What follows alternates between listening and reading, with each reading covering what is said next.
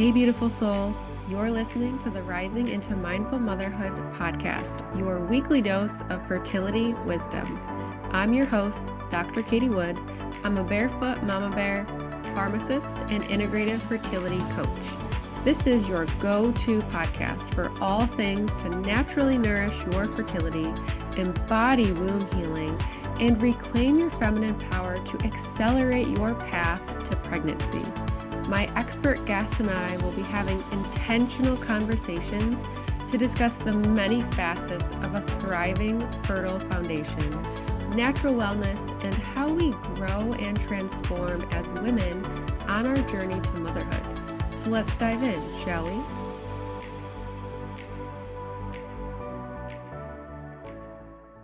Hello and welcome to Rising into Mindful Motherhood. In this episode, I'll be talking with Dr. Katie Lee. She's a dentist, speaker, and coach. Her passion about oral systemic health comes from personal experience and is detailed in her book, Saved by the Mouth. Dr. Lee has won top 40 under 40 dentists in America and International Woman of the Year in Dentistry. So quite the accomplishments there. And in today's episode, we'll be discussing the role that oral health plays in a woman's overall health and fertility. So really something that we haven't spoken to on this podcast yet, and I'm excited to talk about it today. And something that I think isn't typically thought about, right? How our oral health can have an impact on our fertility. So welcome, Dr. Katie. Super happy to have you here. Yeah, I'm excited to be here. And you're right. It's not something that a lot of people think go together. In fact, quite the opposite. Usually it's avoid the dentist when you're pregnant or trying to get pregnant because it can do some harm. So I'm here to dispel that myth. Awesome. Yeah. So let's dive right in. How can oral health have an impact on fertility? Yeah. Oh gosh, there's so many ways. I would say the main thing that we'll probably be talking about today is just oral health, microbiome dysbiosis, cavities, infection. They can play a major role in couples trying to conceive. And so, what's really important to note is it affects both men and women. It's not just a woman's issue or a woman's problem. So, it can really affect them, their ability to get pregnant. It can affect the ability to carry the baby to term, and it can really affect maternal health outcomes. So, those are the three main ways how oral health can really adversely impact fertility. So I just want to highlight it can affect both partners because a lot of times fertility is really just put on the woman's shoulders. So just keeping that in mind that you want to make sure your partner is going to the dentist as well. And you mentioned it can affect the microbiome, which I'm familiar with, but some of the listeners may not be. So if you could dive into that a little bit more. Sure. So we have several different microbiomes in our body. We have a microbiome on our skin, in our sinuses. We have an oral microbiome, the gut microbiome, which everyone I feel like is familiar with. We have the genital microbiome as well. And so basically, we have over 700 different species of bacteria in our mouth. And these are all types of species. So it's not just bad bacteria. When we think of bacteria, a lot of people are like, oh, that's bacteria, they're really, really bad. That's not the case. We have good and bad. And what we really want is a very diverse group of bacteria that's in the mouth. And then we also want good bacteria or oxygen loving bacteria to outweigh the bad negative pathogens that are gram negative anaerobic bacteria. So we kind of want this environment in our mouth, the microbiome is what we call it, to be in homeostasis, meaning balanced. So super diverse and more good bacteria than bad pathogens. When we have that, then our mouths will tend to be healthy. So we won't have things like gum inflammation or periodontal disease. We'll also see very limited or hopefully no decay when our microbiome is imbalanced. And then we'll also see things like healthy teeth. So we'll be able to avoid tooth abscesses or recurrent tooth infections as well. Yeah, and I know that our oral microbiome is connected to our gut microbiome, right? Because Yeah. that's where we're eating. Our food is in our mouth. So it essentially starts there. Yes, I love that you brought that up because like I said, everyone really talks about the gut microbiome and how important it is. And it is. It's responsible for our immune system. It's responsible for our mental health as well. But what people don't realize is how did the gut microbiome come to be? How did it get there?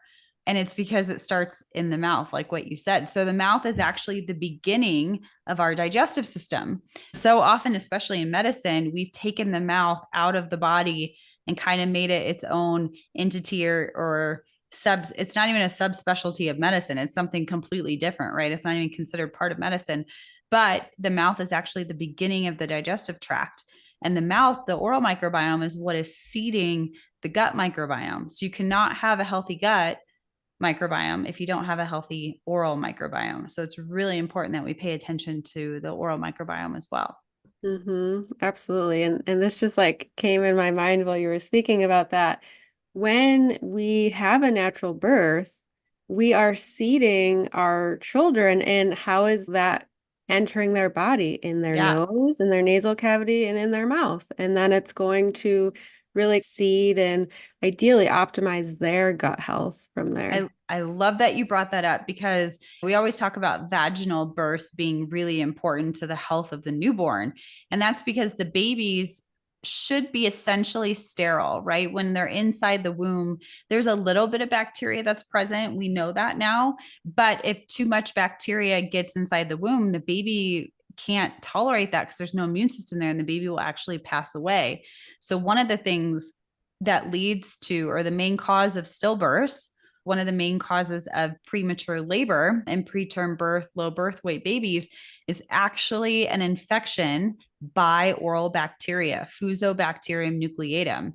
So FN freely gets to the female reproductive unit, and the metabolites of FN are toxic to the fetus and will cause stillbirth. So I've seen this in my practice of women that come in and they've had a stillbirth, and it's usually recurrent stillbirths. We'll test their microbiome and they have high levels of FN, which is really unfortunate. But as you say, when we have the baby vaginally, that's really important because that's the first seeding of the microbiome to the newborn child is through the vaginal canal. And so, yes, it does go into the orifices, and that's really important. So, as the mother, it's important that your microbiome is super healthy and robust and in balance because you're literally transferring your bacteria to your child. Because otherwise, without that, they're really exposed to the environment. And so that's why when we have newborns, we're really concerned about their immune system and their susceptibility to getting all sorts of colds and viruses and bacterial infections and all this stuff is because their immune system isn't robust yet. And so everything that is surrounding them in their environment is going to help build that microbiome. And part of that is going to be what's on your hands. Let's say your oral cavity or your oral health is not optimum. Every time you're kissing your child, you're transferring that bacteria in your mouth to your child's skin, to their mouth. If you're drinking after them or licking spoons, all of that is getting to the baby. And so a lot of times I'll have patients come into the practice and they'll say, I have bad gums, but bad gums run in my family. It's not genetic or genetically that it's running in your family. It's because we're transferring microbiome down between generations. So that's another reason why it's really important to keep your microbiome healthy because you're going to transfer that to your child. Very good point. And I've never heard of that in terms of the stillbirth that you had mentioned. Do you do a swab in the mouth to test the microbiome? Yeah, so it's really easy to do. It's a simple spit test, and you can take them from your own home now. You don't even have to go into a dental office. So you can swish and spit into a tube and send it in, and you can get a report back in about a week on what the microbiome looks like. So we'll look at good pathogens, we'll look at bad pathogens, and we'll figure out if any of the bacteria specific to fertility or whatever condition we're looking for are present. And what's really cool about this technology is not only can we no longer have to guess, right? A lot of times, at least in dentistry in the past, we've always guessed what was going on based off of what we could see by looking in the mouth and by what we could see on x-rays. But that's really a reactive approach to health because we have to see destruction first before we can diagnose it. Now with technology, we're getting more and more tech into the dental space, which is awesome because it's allowing us to catch things earlier on a microscopic level because we can actually do testing now. Just like your doctor can take a blood test and see what's going on, we can take similar tests, saliva tests, to see what's going on with the microbiome and hopefully catch disease earlier so that we can stop it in its tracks. So yeah, it's just a simple saliva test that we can do. And then when we get the results back, now we know what's going on and we can treat it very specifically and precisely and tailor the treatments to the patient versus just throwing the kitchen sink of tools and hoping that something works because bacteria are all different and they're all treated differently. And so we need to know what's actually present to render the appropriate treatment. That's very cool and good to know because I would imagine that if someone has had a stillbirth or presenting with multiple, typical conventional medicine wouldn't know to explore that option. No, So, no. And I'm sure you've had this experience too or heard of things like this.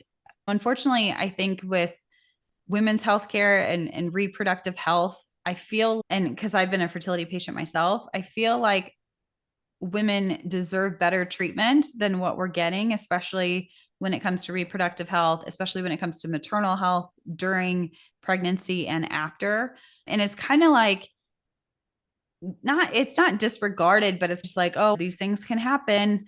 Let's move on. Let's try again. And it's no, wait, like we're put on this planet to reproduce. So let's not accept that, oh, these things can happen and let's figure out the reason why, because no one should have to go through that, especially, in year 2024. Let's figure out what the cause is so that it doesn't happen again, because it's pretty horrific when something like that happens, or even a miscarriage. I mean, it's devastating. yeah, it's life changing. So I agree with you 100%. So I love that you shared that. Now, I feel like we've all grown up being told by our parents or our dentist to brush and floss our teeth twice a day, right? That's like the typical oral health advice that we get. But I would love to hear 3-ish tips, however many you may have, of how can we support optimal oral health? Using our 4-step restorative fertility framework, we will 1, reveal the physical and energetic root cause. 2, we will remove the barriers to you conceiving and carrying a pregnancy to term. Number 3, we will rebalance the physical and energetic body with bio-individual strategies. And number 4, receive. You will nourish the mind, body, and spirit so you can receive baby.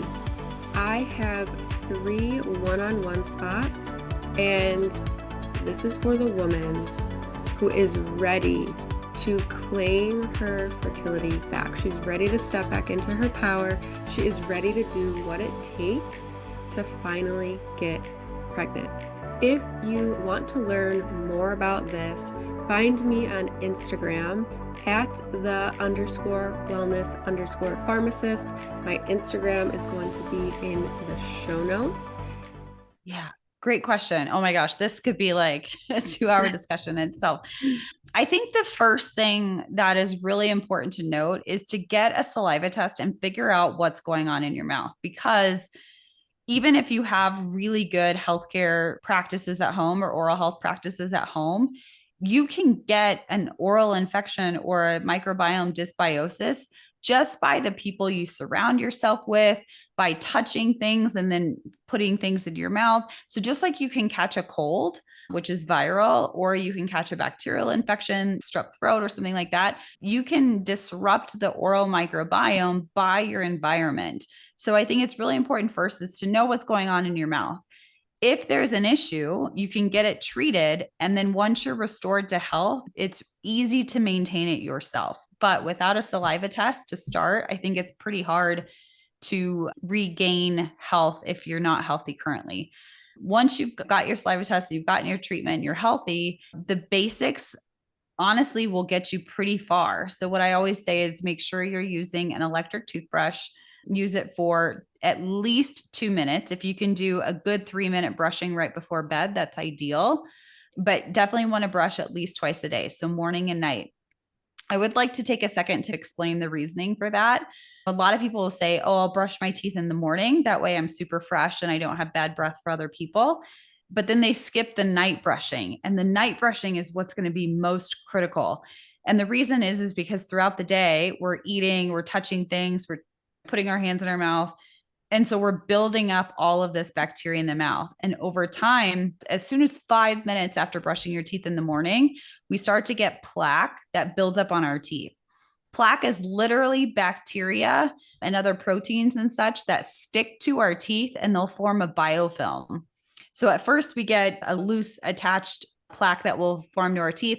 But over time, the longer that plaque sits there, the more integrated and cross linked and stronger it becomes, and the more pathogenic it becomes. So you've had this whole day of crap essentially building up on your teeth, and you're not going to brush it before you go to bed is like really gross if you think about it. We're also eating throughout the day, and the bad pathogens in our mouth love to feed on carbohydrates. So if you're really prone to cavities and you're trying to avoid cavities, you have to remove the food source to the bacteria and the pH source, which we could get into later, to avoid cavities. And then further, when we go to bed at night, our mouth dries out because we stop producing saliva. And so the drier our mouth gets, the stickier our teeth get, and the more easily the bacteria can stick to the teeth. So don't skip your nighttime brushing. That's a very long-winded explanation for have to do that. The other thing that's really important is that we have 5 surfaces on our teeth. And when you're brushing, you're only cleaning 3 out of the 5 surfaces. You're missing in between the teeth, the front and the back of the teeth. And that's just like really gross, right? I don't know how else to say that. But so if you're going to clean your teeth, make sure you're cleaning all 5 surfaces of the teeth, and that includes flossing. So yes, you must floss twice a day, non-negotiable. Another simple thing that people can do is a tongue scraper. Our tongue has all kinds of nasty things on it. It has bacteria, it has fungus, all the food and stuff that we eat. So you definitely want to scrape your tongue and clean your tongue at least once a day. Ideally, twice would be great, but at least once a day.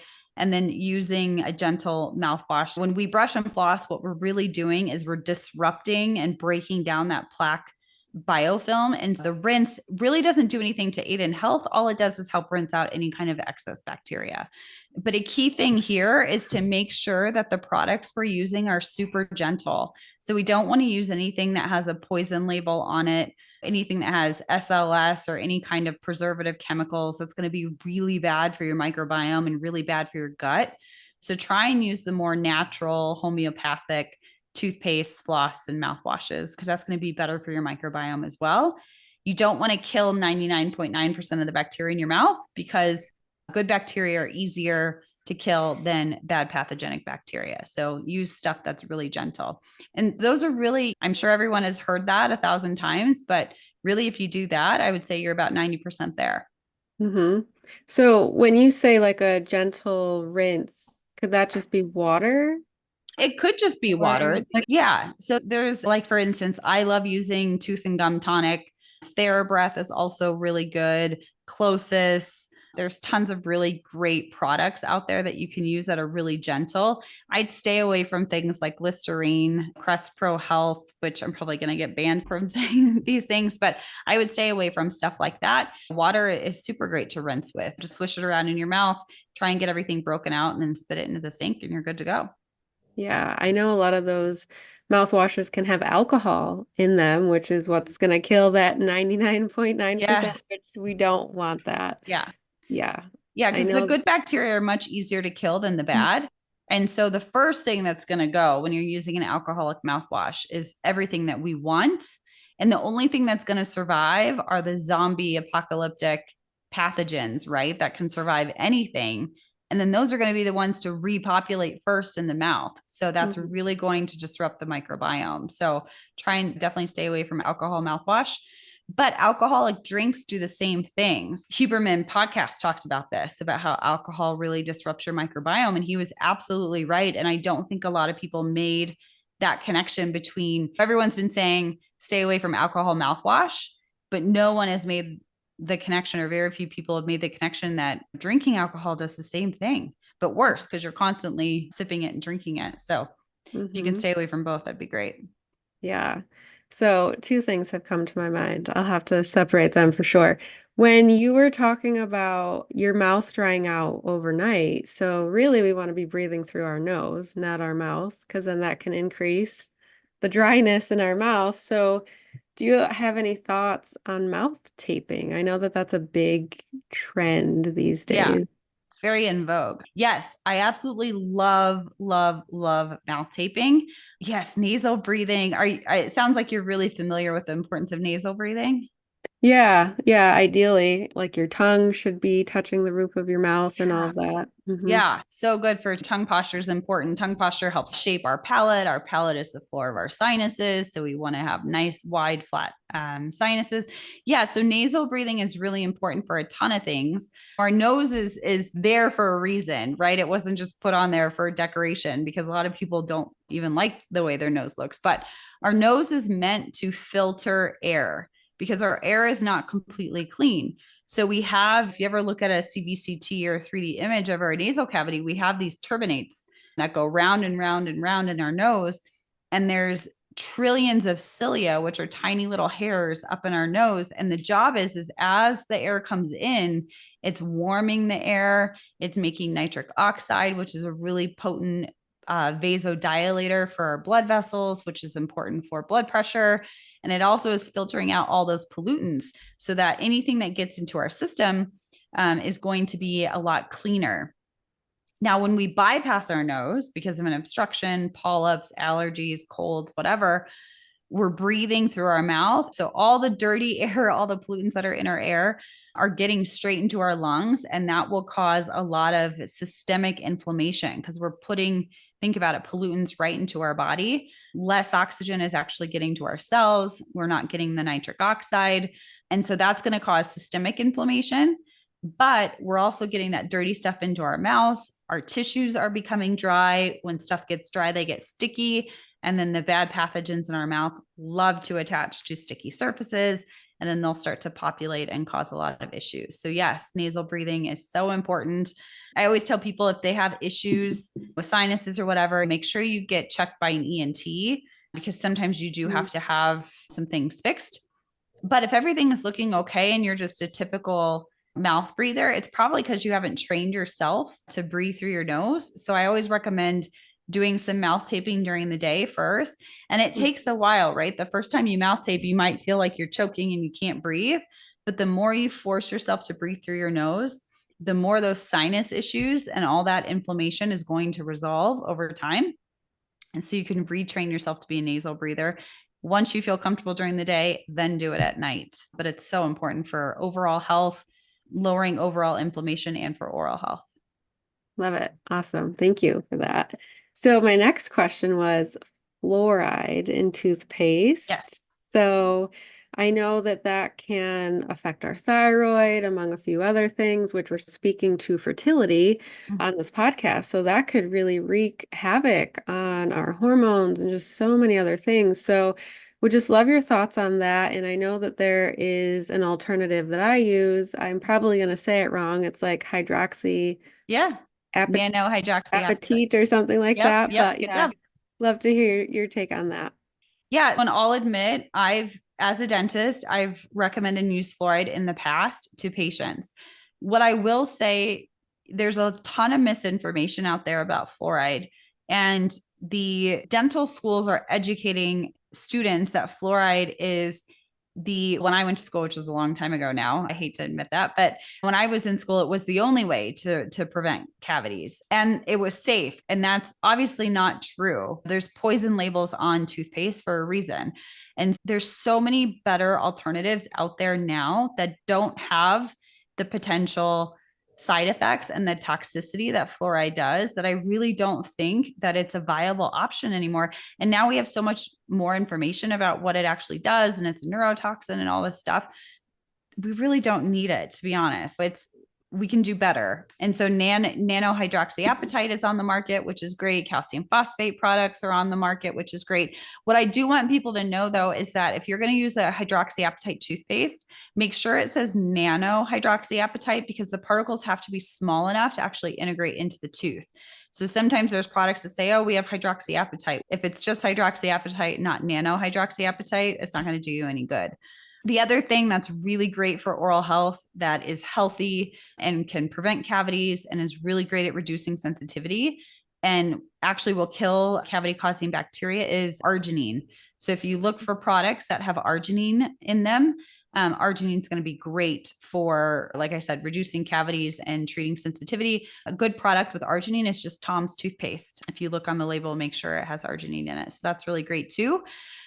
But I always like to talk about, you can't just say, I'm a fluoride free person, I'm not going to use fluoride, but I'm also going to do all of these horrible things for my oral microbiome and end up with cavities all over my teeth. So I'd have some patients come into my office and they'd say, don't use fluoride on me, that's poison. But then I would look into their mouth and they had cavities on every single tooth. They had abscesses, they had gingivitis or gum disease. And I'm like, sure, we don't want to use fluoride because it's toxic, but like what you're doing to yourself is way worse than me putting a little bit of fluoride on your teeth. I think people need to be responsible and take some accountability for their oral health as well, and make sure they're not doing things to damage their oral health instead of just being on a soapbox of, I don't want fluoride. Does that make sense? Yes, yes, it There's does. better alternatives, but patients also need to take accountability for their oral health and not wreck their teeth. Yeah, yeah, absolutely.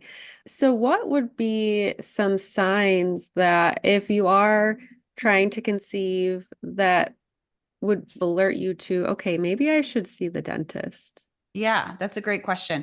I mentioned earlier that dentistry is safe and is welcomed all throughout the fertility journey. So before people get pregnant is the best time to go, because you can try and figure out if anything is going on with your mouth that would prevent you from getting pregnant, and your partner has to be your partner too. And if there's any issues that are present, get them fixed before you conceive. That's going to be the safest and best time. But a lot of people will get to me when they're already pregnant, which is totally fine. Let's go ahead and do a saliva test, figure out what's going on, figure out if you have any bacteria in your mouth that will harm the baby, or cavities or tooth abscesses, and let's fix those. Because when you're pregnant, anything that's going on in your body is getting to the baby. So just like, you shouldn't take medication while you're pregnant, you shouldn't have an infection either when you're pregnant, because that's all going and harming the baby. So we can treat you really at any time safely. We take precautions, of course, to make sure that we're being safe. But some things to look out for is anytime if you're brushing or flossing your teeth and you see any blood either on the string floss or in the sink or on your toothbrush, even if it's a little bit, that's a sign that there's bacteria in the gums, and that bacteria is getting into the bloodstream, hence why you're bleeding, and therefore going to the reproductive system. So you need to get that checked. If you're noticing any type of mouth odor, that's important to get checked, because that could be a sign that something's going on. Or if you've started to notice sensitive teeth or that you're grinding your teeth, I would definitely go to the dentist and get that checked, because that could be sensitivity, could be cavities, it could be vitamin deficiency, it could be gum recession, it could be tooth grinding. So we want to make sure that we're checking all of that for you. The best thing to do is before you conceive, go in, get these tests done to make sure you're good to go. And we want to test your partner because for a couple reasons. One is bacteria are communicable. I've already talked about how we're going to transfer bacteria to our kid. Anytime you and your partner are intimate, when it does take two to make a baby, you're swapping spit and you're transferring bacteria. So you don't want their bacteria. Let's say you're healthy, but your partner's not. He has a chance of infecting you. And then also, microbiome dysbiosis in a male partner, for example, can decrease sperm count, can decrease the sperm mobility, and can actually change the shape of the sperm to make it less likely to fertilize the egg. So very important that they get checked as well. Really good things to keep an eye out for. And this conversation has inspired me to add oral health questions on my intake paperwork Oh, now. wonderful. Thank you. I'm Yes. like, oh my gosh, how have I not had that so Well, far? it's eye-opening. I shared with you before we got on that I was a fertility patient. I was a fertility patient for 6 years. saw some of the best reproductive endocrinologists in the country, and not one asked about my oral health. And being a dentist, obviously, I checked my own before going through the process. And I took a 3D x-ray of my face just to make sure I didn't have any tooth abscesses. And I actually had an abscess on an old root canal that I had no symptoms whatsoever. And good thing I caught that before going through my treatment, because I was able to have that tooth removed and later replaced by an implant. But sometimes, to your question of what are some signs and symptoms to look out for, sometimes you don't have any. And that actually happened to me. So just important to get checked. Yeah, amazing. So I know you have your book, Saved by the Mouth, and you're also offering for the listeners the first chapter for free. So tell us about the book and where they can find that chapter. Sure. So, yeah, I wrote a book called Saved by the Mouth. It's all about how oral health affects systemic health. It's a really cheeky, easy read. It's not, I don't take myself too seriously in the book. Every chapter is dedicated to a different organ system. So we talk about heart health, we talk about brain health, gut health, cancer, arthritis, fertility, of course, and longevity. And then we also go over ways that you can improve your oral health and your overall health. And we create action plans and all sorts of stuff. We talk about diet, supplements, oral health care products. There's a lot of information in there. And I have the first chapter available on my website to download for free. So if people go to katieleedds.com, they can download the first chapter for free.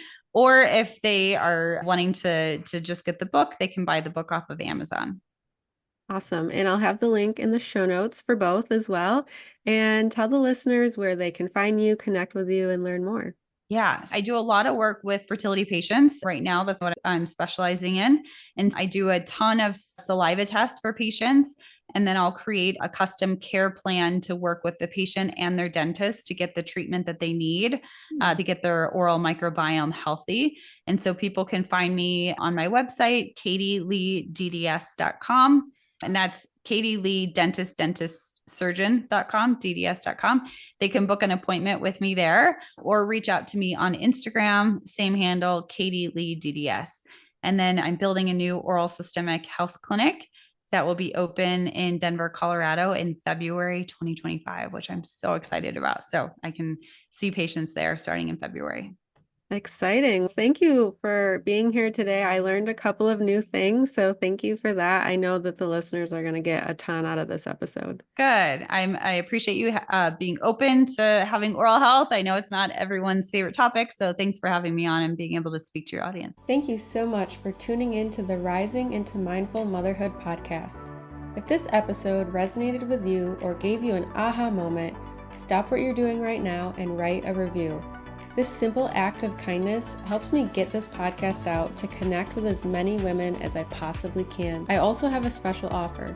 If you send me a screenshot of your review, I will take $250 off one of my premium coaching containers. Let me know what resonated with you the most and why. So connect with me in my free Facebook community or tag me on Instagram. You'll find both listed below. Thanks again from the bottom of my heart for tuning in to this episode, and I'll see you next time.